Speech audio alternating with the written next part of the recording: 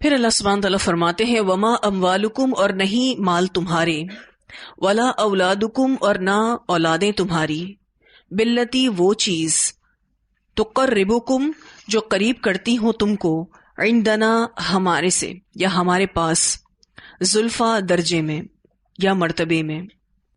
پھر دوبارہ سے اللہ سبحانہ تعالیٰ یہاں پر واضح کر رہے ہیں کہ اللہ کے نزدیک مال اور اولاد معیار نہیں ہے۔ اللہ تعالیٰ فرماتے ہیں کہ تمہارے مال اور تمہاری اولاد اللہ سے قربت کا سبب نہیں ہے۔ اللہ کے نزدیک تو الا من آمنا، مگر جو ایمان لایا، وعمل صالحا، اور اس نے عمل کیے اچھے۔ اللہ کے نزدیک تو صرف ایمان اور عمل صالح کی قدر و قیمت ہے۔ تو مال اور اولاد ایسی چیزیں نہیں جو اللہ کے قرب کا ذریعہ ہے۔ کہنے کا مطلب یہ ہے کہ اگر کسی کو مال اور اولاد بہت ملی ہوئی ہے تو یہ اللہ کی محبت کی دلیل نہیں ہے کہ اللہ کے نزدیک تمہیں خاص مقام ملا ہوا ہے، اس وجہ سے اللہ نے اتنا پیسہ اور اتنی اولاد دے رکھی ہے۔ یہ مال اور اولاد فائدہ مند ہو سکتے ہیں۔ کب ہو سکتے ہیں؟ جب یہ اللہ کے راستے میں لگائے جائیں۔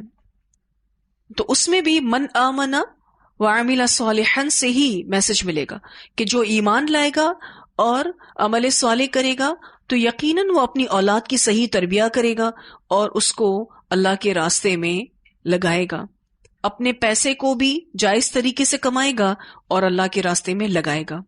تو مال اور اولاد کا صحیح استعمال بھی ایمان اور عمل صالح سے ہی آتا ہے۔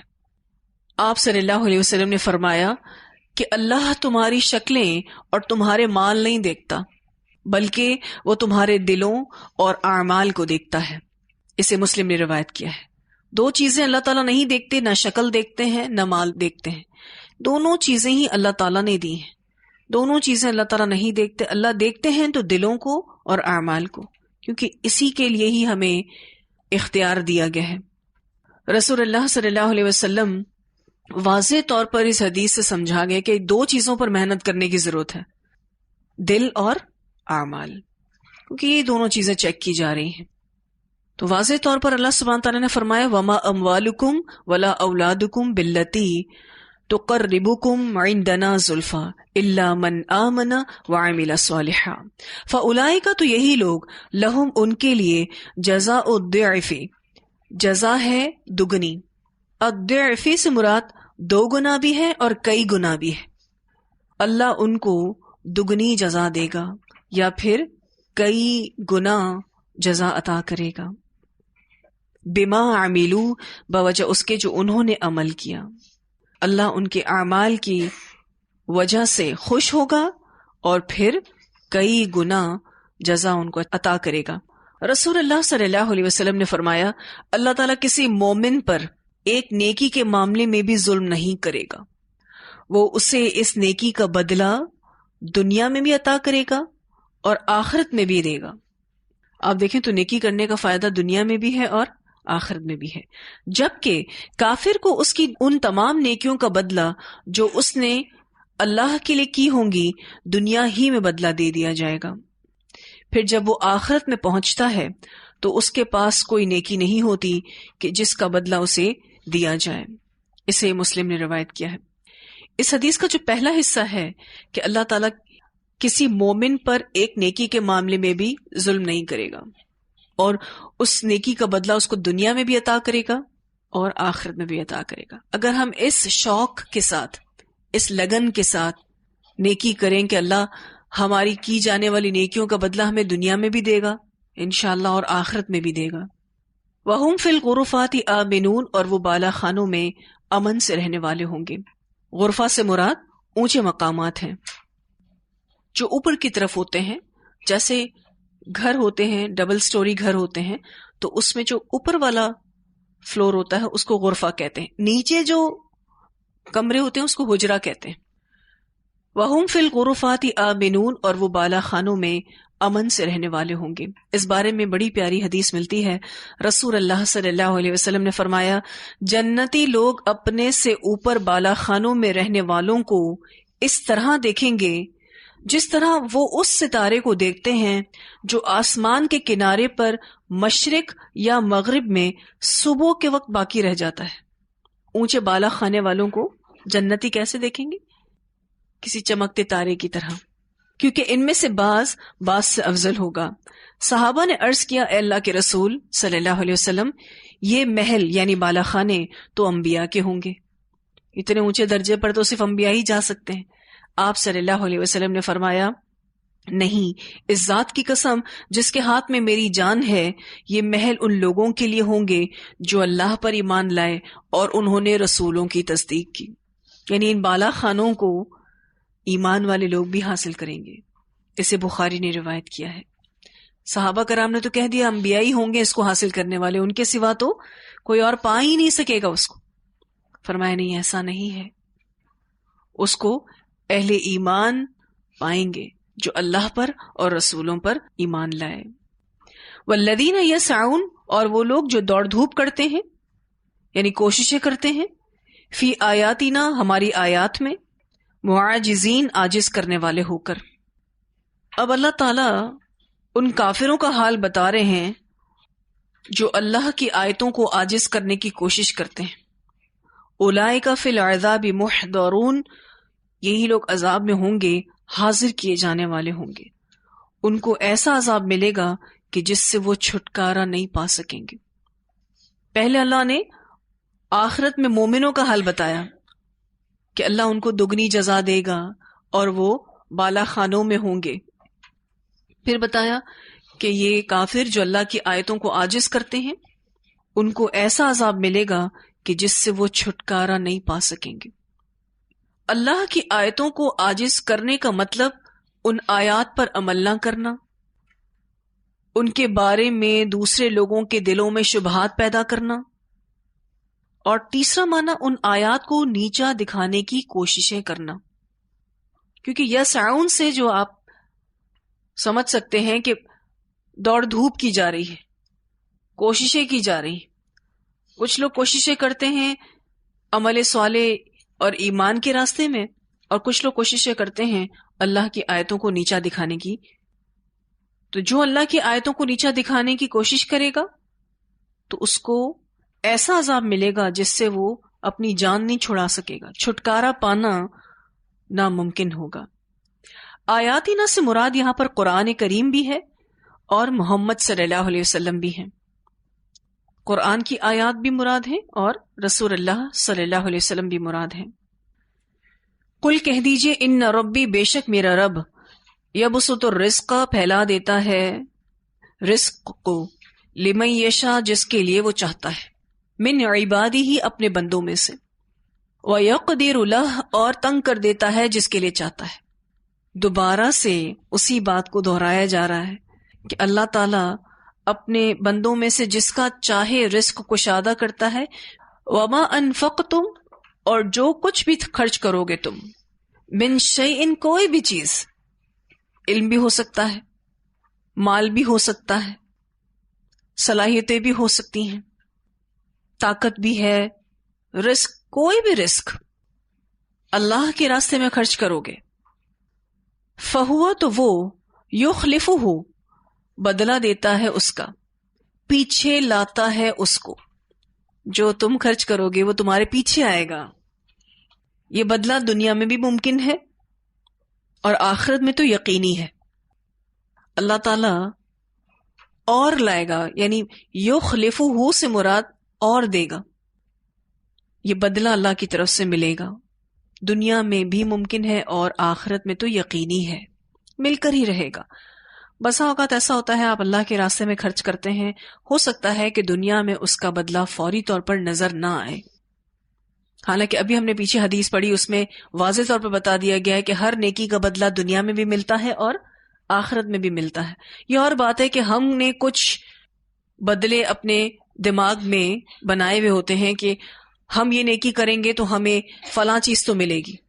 مثلا اگر ہم نے پیسہ خرچ کیا ہے تو ہمارے ذہن میں کیا ہوتا ہے کہ پیسہ اور ملے گا، تو ضروری نہیں ہے کہ بدلے کی یہی شکل ہو۔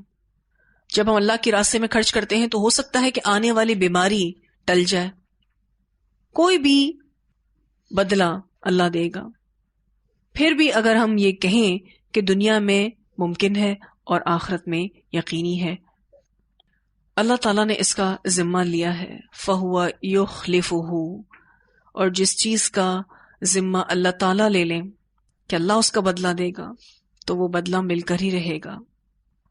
رسول اللہ صلی اللہ علیہ وسلم نے فرمایا صدقہ دینے سے مال کم نہیں ہوتا، اسے مسلم نے روایت کیا ہے۔ یہ رسول اللہ صلی اللہ علیہ وسلم کی طرف سے دی جانے والی گارنٹی ہے کہ مال کم نہیں ہوگا۔ پھر اللہ بھی وعدہ کر رہے ہیں اس آیت میں، فَهُوَ يُخْلِفُهُ کہہ کے، اللہ کا وعدہ بھی ہے جو بھی خرچ کرو گے تم۔ وَهُوَ خَيْرُ الرَّازِقِينَ، اور وہ سب رازقوں سے بہتر رازق ہے۔ اگر کوئی بندہ کسی کو کچھ دے بھی دیتا ہے تو اس کا دینا اللہ کی توفیق اور اس کی دی ہوئی آسانی کی وجہ سے ہے اور اس کی تقدیر کی وجہ سے ہے۔ اگر میں کسی کو کچھ دے دیتی ہوں اللہ کی خاطر تو وہ سراسر اللہ کی دی ہوئی توفیق، آسانی اور تقدیر کی وجہ سے ہے۔ تو حقیقت میں دینے والی ذات اللہ تعالیٰ ہے۔ وَهُوَ خَيْرُ الرَّازِقِينَ، حقیقی رازق اللہ کی ذات ہے۔ میں اور آپ کسی کو کیا کچھ دیں گے؟ اور اگر کچھ دیتے بھی ہیں تو ہمیں کس نے دیا؟ اور دینے کی توفیق بھی اللہ نے دی، آسانی بھی اللہ نے کی، تقدیر میں بھی اس نیکی کو اللہ نے لکھا تو ہم کر سکے۔ تو حقیقت میں پھر دینے والی ذات تو اسی کی ہے، اس رب کی ہی ہے۔ یخلفہ کا لفظ آپ خلیفہ کی شکل میں پہلے بھی پڑھ چکے ہیں، پیچھے آنے والے کو کہتے ہیں۔ تو جو مال اللہ کے راستے میں آپ دیں گے یا کوئی علم دیں گے یا کوئی صلاحیت لگائیں گے یا کوئی طاقت لگائیں گے، اولاد لگائیں گے، جو بھی اللہ نے آپ کو دے رکھا ہے اس میں سے کوئی بھی چیز اگر آپ اللہ کے راستے میں لگائیں گے، اور دے گا اور پلٹائے گا اور برکت آئے گی۔ اس بارے میں جو احادیث ملتی ہیں کہ خرچ کرو، خرچ کرنے سے برکت ہوتی ہے، نبی اکرم صلی اللہ علیہ وسلم نے فرمایا کہ اللہ تعالیٰ فرماتے ہیں، اے آدم کے بیٹے تو خرچ کر، میں تجھ پر خرچ کروں گا، یعنی تو خرچ کر بندوں پر، میں تجھ پر خرچ کروں گا۔ اسے بخاری نے روایت کیا ہے۔ اگر آپ چاہتے ہیں کہ اللہ آپ پر خرچ کرے، اللہ آپ کو اور دے، دوسروں پر خرچ کرنا شروع کر دیں۔ حضرت اسما رضی اللہ تعالی عنہا سے آپ صلی اللہ علیہ وسلم نے فرمایا کہ روپیہ پیسے کی جو تھیلی ہے اس کو بند کر کے مت رکھو، یعنی آپ کا جو بیگ ہے نا، پرس ہے، اس کو آپ بند کر کے نہیں رکھو جس میں آپ پیسے رکھتی ہو، اس کو بند کر کے مت رکھو ورنہ اللہ تمہارا رزق بند کر دے گا۔ جہاں تک ہو سکے خیرات کرتی رہو، بخاری کی روایت میں آتا ہے۔ حضرت اسما کون تھی؟ حضرت عائشہ رضی اللہ تعالیٰ عنہ کی بہن تھی، حضرت ابو بکر صدیق کی بیٹی تھی، رشتے میں یہ آپ صلی اللہ علیہ وسلم کی سالی ہوتی ہیں۔ ان کو یہ نصیحت کر رہے ہیں آپ صلی اللہ علیہ وسلم کہ آپ خرچ کرتی رہیں ورنہ اللہ آپ کا رزق بند کر دے گا۔ پھر آپ صلی اللہ علیہ وسلم نے فرمایا کہ جو شخص یہ چاہتا ہے، یا جس شخص کو یہ بات اچھی لگتی ہے کہ اس کا رزق کشادہ ہو اور اس کی عمر دراز ہو، اور میرے خیال میں ہر انسان کی یہ خواہش ہوتی ہے کہ اس کا رزق کشادہ ہو اور اس کی عمر دراز ہو، اسے چاہیے کہ وہ رشتہ داروں سے اچھا سلوک کرے۔ تو اچھا سلوک بھی پھر کیا ہوا؟ خرچ کرنا ہوا۔ اچھا رویہ بھی اللہ کے راستے میں خرچ کرنا ہوا۔ اسے بخاری نے روایت کیا ہے۔ آپ صلی اللہ علیہ وسلم نے فرمایا صرف 2 آدمیوں پر رشک کرنا جائز ہے، ایک وہ جسے اللہ نے مال دیا اور پھر اسے حق کی راہ میں خرچ کرنے کی ہمت اور توفیق بھی دی، دوسرا وہ جسے اللہ نے علم اور حکمت سے نوازا اور وہ اس کے ساتھ ہی فیصلہ کرتا ہے اور دوسروں کو بھی اس کی تعلیم دیتا ہے۔ اسے بخاری نے روایت کیا ہے۔ یہ 2 لوگ ہی قابل رشک ہیں، جس کے پاس پیسہ بہت ہے اور وہ فی سبیل اللہ خرچ کرنے میں لگا ہوا ہے، یا جس کے پاس علم بہت ہے اور وہ اس کے مطابق فیصلے بھی کرتا ہے اور لوگوں کو سکھانے میں لگا ہوا ہے۔ ایک اور حدیث رسول اللہ صلی اللہ علیہ وسلم نے فرمایا ہر روز جب بندے صبح کو اٹھتے ہیں تو 2 فرشتے آسمان سے اترتے ہیں، ان میں سے ایک کہتا ہے اے اللہ خرچ کرنے والے کو اور دے، اور دوسرا کہتا ہے اے اللہ بخیل کے مال کو تباہ کر دے۔ اسے بخاری نے روایت کیا ہے۔ روزانہ ان فرشتوں کا یہی کام ہے، یہ جو 2 فرشتے ہیں اسپیشلی اترتے ہی اس لیے ہیں صبح صبح۔ اور جب بھی میں یہ حدیث پڑھتی ہوں مجھے ایسا لگتا ہے کہ کچھ چیزیں جو غیبی ہیں وہ ہمیں دکھائی نہیں گئیں، ہمیں نہیں دکھائی گئی نا، اللہ تعالیٰ نے صرف بتایا ہے تاکہ ہمارا ایمان بڑھے کہ اگر ہم خرچ کریں گے تو فرشتے کی دعا لگے گی ہم کو، کیونکہ وہ یہی کر رہا ہے نا کہ اے اللہ خرچ کرنے والے کو اور دے۔ روزانہ کی بنیاد پر اللہ کے راستے میں خرچ کرنا چاہیے، روزانہ کی بنیاد پر۔ اور جو میں اور آپ دے سکتے ہوں، مال میں سے دے سکتے ہیں، کسی کی کوئی خدمت کر کے کچھ دے سکتے ہیں، رویوں سے کچھ اچھا کر سکتے ہیں، اخلاق کے ساتھ کچھ اچھا کر سکتے ہیں، کسی کو مسکرا کر دیکھ سکتے ہیں۔ صدقے کی تو کئی شکلیں ہیں، کسی کو کچھ سکھا سکتے ہیں تو یہ فرشتے کی دعا اس کو لگ جائے گی۔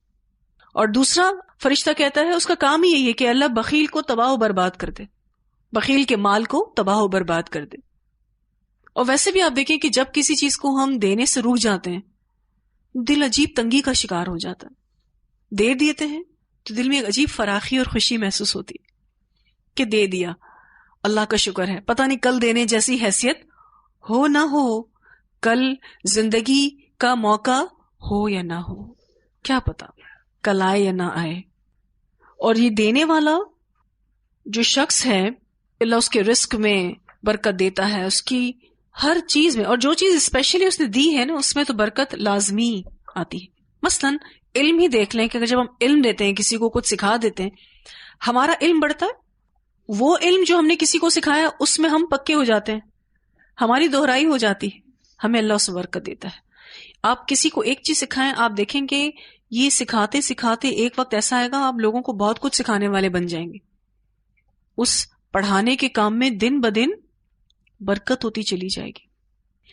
ایک اور حدیث ہے، رسول اللہ صلی اللہ علیہ وسلم نے فرمایا کہ بے شک دنیا اور آخرت میں وہ شخص کامیاب ہو گیا جو اسلام لایا اور اسے ضرورت کے مطابق رزق دے دیا گیا، اور اللہ تعالیٰ نے جو کچھ اسے دیا اس پر اسے قانع بھی کر دیا، یعنی قناعت بھی دے دی، یعنی وہ خوش ہو گیا جو ملا اس کو، اللہ کی رضا میں راضی ہو گیا۔ اسے مسلم نے روایت کیا ہے۔ کامیاب ہو گیا وہ شخص، مسلمان ہو گیا، پہلی بات اسلام لایا، اور دوسرا ضرورت کے مطابق اس کے پاس رزق موجود ہے اور وہ اس رزق پر قانع ہے، خوش ہے، اللہ کا شکر ادا کرنے والا ہے۔ رسول اللہ صلی اللہ علیہ وسلم نے فرمایا صدقہ دینے سے مال کم نہیں ہوتا، اور عفو درگزر کی وجہ سے اللہ تعالیٰ بندے کی عزت میں اضافہ ہی فرماتا ہے۔ جو اللہ کے لیے تواضع اختیار کرتا ہے اللہ اس کو ضرور اونچا کرتا ہے۔ اسے مسلم نے روایت کیا۔ کتنی پیاری حدیث ہے، کتنی مختصر اور کتنی جامع ہے۔ پہلی بات، صدقہ دینے سے مال کم نہیں ہوتا، اللہ ہمیں ایسا بنا دے کہ ہم اللہ کے راستے میں خرچ کرنے والے ہوں اور اپنے لیے برکتوں کے دروازے کھولنے والے ہوں۔ دوسرا، عفو درگزر، کتنا بہترین عمل ہے کہ اللہ بندے کی عزت میں اضافہ فرماتا ہے۔ اور تیسری چیز، جو اللہ کے لیے تواضع اختیار کرتا ہے، جو اللہ کے لیے جھکتا ہے، اللہ اس کو بلند کرتا ہے۔ تینوں چیزیں انسان کے بھلے کے لیے، صدقہ کرنا، معاف کرنا اور عاجزی اختیار کرنا۔ اور کتنا بہترین اختتام اس آیت کا کیا ہوا ہے، وَهُوَ خَيْرُ الرَّازِقِينَ، اور وہ سب رزق دینے والوں سے بہتر ہے۔ تلاوت سنتے ہیں آیات کی۔ وَمَا أَمْوَالُكُمْ وَلَا أَوْلَادُكُمْ بِالَّتِي تُقَرِّبُكُمْ عِندَنَا زُلْفَىٰ إِلَّا مَنْ آمَنَ وَعَمِلَ صَالِحًا فَأُولَٰئِكَ لَهُمْ جَزَاءُ الضِّعْفِ بِمَا عَمِلُوا وَهُمْ فِي الْغُرُفَاتِ آمِنُونَ وَالَّذِينَ يَسْعَوْنَ فِي آيَاتِنَا مُعَاجِزِينَ أُولَئِكَ فِي الْعَذَابِ مُحْضَرُونَ قُلْ إِنَّ يبسط الرزق لمن يشاء من عباده ويقدر له وما أنفقتم من شيء فهو يخلفه وما أنفقتم من شيء فهو يخلفه وهو خير الرازقين